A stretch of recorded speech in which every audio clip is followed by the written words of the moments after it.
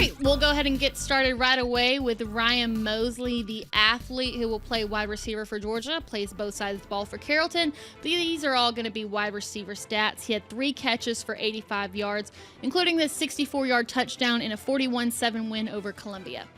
A key stat here, Kaylee, every Georgia wide receiver commitment caught a touchdown pass last week, including the 2027 Gavin Honoro for Modern Day against St. Thomas Aquinas. You see here, there's Ryan. Also had a good play as a safety, defense the pass. 2 straight weeks, 2 straight touchdowns for Ryan Mosley. So we'll keep it going with the 2026 wide receivers. This is going to be Brady Marquesy. He had 3 catches for 73 yards, including a 39-yard touchdown against Rockmart. On top of all of this, he hit over 20 miles per hour on the GPS in a 39-14 win over Rockmart. We actually thought this was going to be a really close game, but I think that the 39-14 score shows the dominance of what Cartersville is going to be this year. Mosley and Marquesy are both going to be in Athens, of course, on Saturday. All right, and then we'll move to the defensive side of the ball here. We've got the 4-star legacy commit, Carter Lucky, who had 10 tackles in a big game against Mill Creek where Norcross got the win 45-28. He had 4 tackles for loss and 1 sack.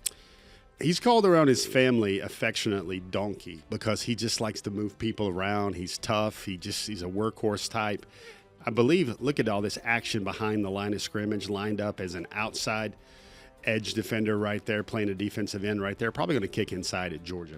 So now we'll look at the only offensive tackle in the class of 2026. That's the 4-star Eignay Ogoka, who completely dominated on both sides of the ball. He had 6 pancakes as an offensive tackle, plus 8 tackles and 6 tackles for losses on defense. He put out so much that we had to give him highlights on the offensive side of the ball and the defensive side of the ball. I mean, it's one of those is you go like, that's somebody's child right there. Look what he's doing to that. It's like that blindside Michael Orr, take him to the track. I believe he had 6 tackles for losses on defense. Poor outmatched soul right there. And then he's just throwing guys around again. Offensive tackle. His older brother is already a redshirt D-lineman at Georgia. Wow, I'm still getting over that first one on offense where he literally drags the kid out of the screen. Watching that for the first time was like, okay, wow, he's going to be something special. So now we'll move on to Nick Abrams, who completely went off in his season debut and just 1 half played. 8 tackles on defense, also had a pick 6 and caught a touchdown coming out of the backfield. So you see here right now, Nick Abrams, he's an inside linebacker at Georgia, can kind of play everywhere in that Jalen Walker, Chris Cole mode right here. But here he is, drops into coverage, reads the quarterback, and yep, there's some candy right there, picks it off. That's a pick 6 it would be, as Kaylee mentioned, in the Deets, one of 2 touchdowns he would score in just 1 half of work. The other one was on the offensive side of the ball. He also had a bunch of tackles, 8 tackles, some TFLs, and look at him right there, delivering a blow with that knockback strike right there. So similar to Eignay Ogoka, with the safety Keelyn Jones, he played so much that we had to give him offensive and defensive tape. He had 7 tackles, 2 rushing touchdowns, including a 72-yard score. Also had 57 yards receiving. Sprayberry is now 2-0 with the 42-24 win over Etowah. You see Keelyn, man, he's a Georgia legacy. His mom went to Georgia. But when you get a safety with all those tackles and he can throw in 99 yards rushing and 2 scores, including a 72-yard touchdown run, and then you can throw in 57 yards receiving, I guess that guy earned his post-game protein shake after that one, Kaylee. So one person we also wanted to mention was the 4-star linebacker Shadarius Tootle, who had 13 tackles, a sack, and also caught a touchdown pass in a big win. Now, we've gone through all these guys, but we still haven't gotten to the big one yet. This is our Before the Hedges Dog of the Week. I'm a big dog, no leash, you all bark, no teeth. That's a whole lot of wins on me. That's a whole lot of wins on me.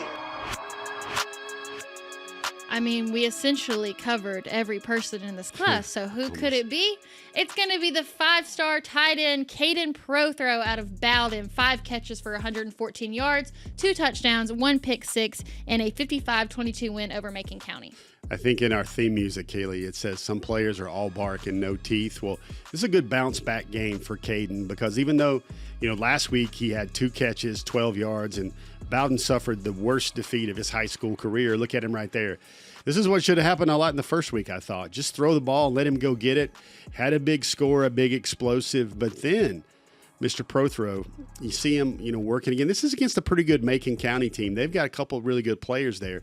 Bowden gets on the winning side, improves to 1-1. That's a young man that definitely earned his Wheaties after this one. Well, considering how impressive the performances were across the board, there was going to have to be a star in this role, and so I think it speaks to Caden Prothro that amongst all the things that the 2026s did this week, that he's the dog of the week. I think it makes sense because I said the word bounce back earlier, Kaylee, because a lot of people, we showed some film of his first season, his season opening debut against Fellowship Christian.